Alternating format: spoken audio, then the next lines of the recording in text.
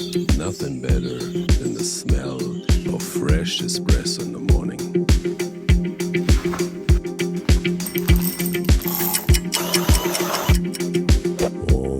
But is your espresso routine so elaborate that it takes up all of your morning? I think I can.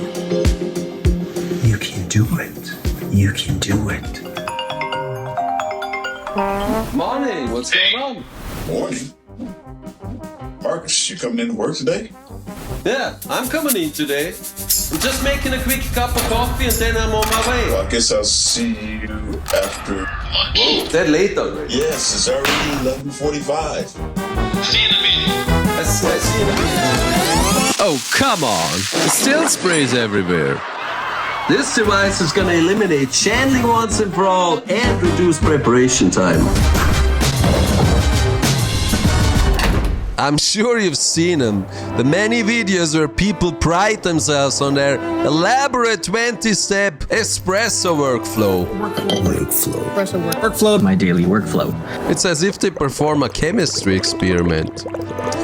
My favorites are the ones that put on surgical gloves. Now let me tell you this. If you can taste the difference in your espresso just from wearing gloves, you either need to wash your cheese fingers better, or you really should try to hunt for truffles with that delicate nose of yours. That could be a very lucrative business. False alarm. Just a chocolate wrapper. All these extra steps just to get a decent cup of coffee. In the manufacturing world, that's called non-value added. If your customer can't tell the difference, he won't be too happy to pay for all the additional steps. So here's your coffee, and here's your invoice. If I'm totally honest, I've always made fun of those coffee geeks with their bottomless portafilters and their fancy toys, like that thing that looks like a little head massager to comb through the coffee, trying to eliminate channeling. But as soon as I finished my espresso machine and had problems with channeling, I went on homebarista.com to see what I can do about it. And there I was, buying every possible tool and gadget from the Artista must-have list. Wait, what's an artista? Oh, an artista is just someone that spent a fortune on a useless arts degree and now works as a barista. I'm gonna make you a delicious cappuccino that you won't forget. It's fantastic. You have to try it.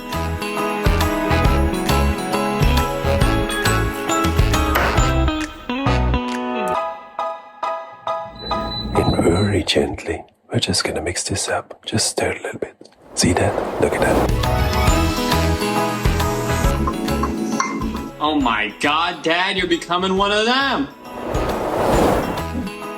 What are you talking about? Okay, let's look at this a little bit more scientifically. Instead of adding another ridiculous step to the routine, let's actually simplify the workflow. All we want is to get the air pockets out of the coffee.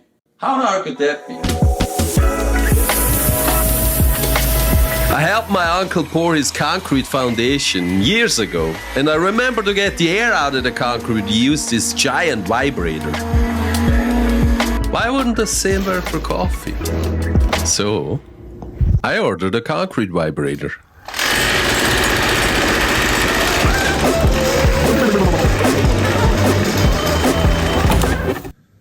Ooh. It did a great job distributing the coffee everywhere, except for in the filter. Not much left. The shaker might be a little too strong. The way this shaker works is pretty much like an unbalanced ceiling fan.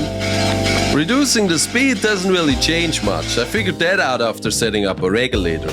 The only way is really by adjusting the weight. And since that is not practical, I tried my sander.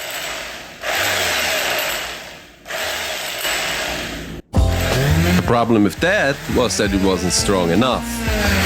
But with a little research, I found this vibrator that works without any rotating parts. And it came with a potentiometer to adjust it. Works like a charm. And then I thought, how about adding a vacuum pump to compress the coffee and to remove all the air pockets? This is a perfectly sized pump for my machine. They're very common in breast pumps. I'm teaching myself how to use Autodesk so that I can draw the parts that I need to manufacture.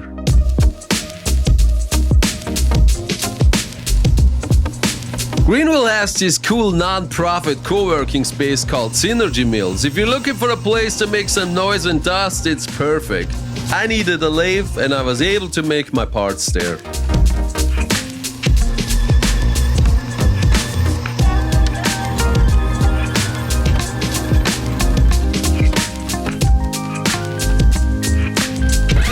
I also thought how commercial automatic espresso machines compress the coffee grounds like you would with a tamper. But when using pre-infusion, the grounds expand and the machine opens the brewing chamber a bit and then compresses it again.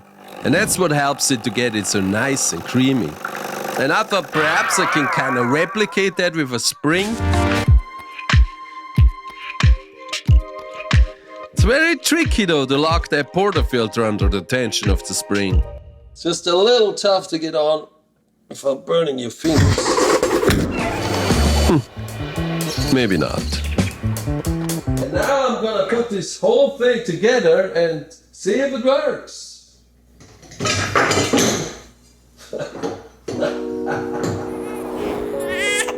So sorry. Hold on 1 second. Hey! Where's the breast pump? Breast pump? I don't know. I don't have it. How would I know?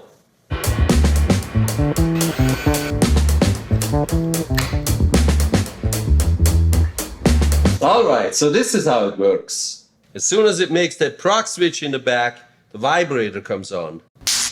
Whoa, that burns something out. That definitely burns something out.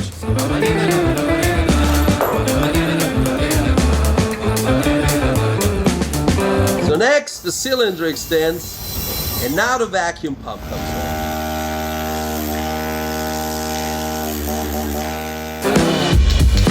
Instead of the vacuum pump, I'm thinking about using an automatic tamper. But in that case, I definitely have to beef it up with these linear bearings.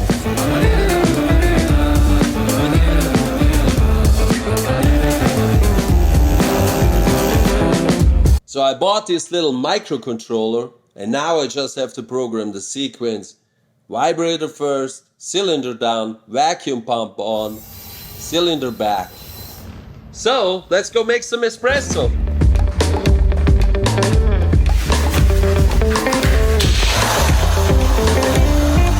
Hey, I just saw a pig man. A pig man!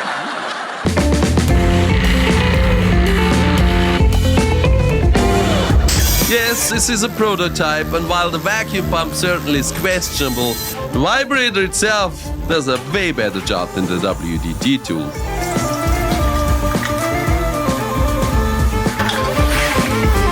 And if you're interested to see how I built this espresso machine with the LED front and the carbon fiber panels, then you may also enjoy this next video. Alright, gotta go to work. See you next time.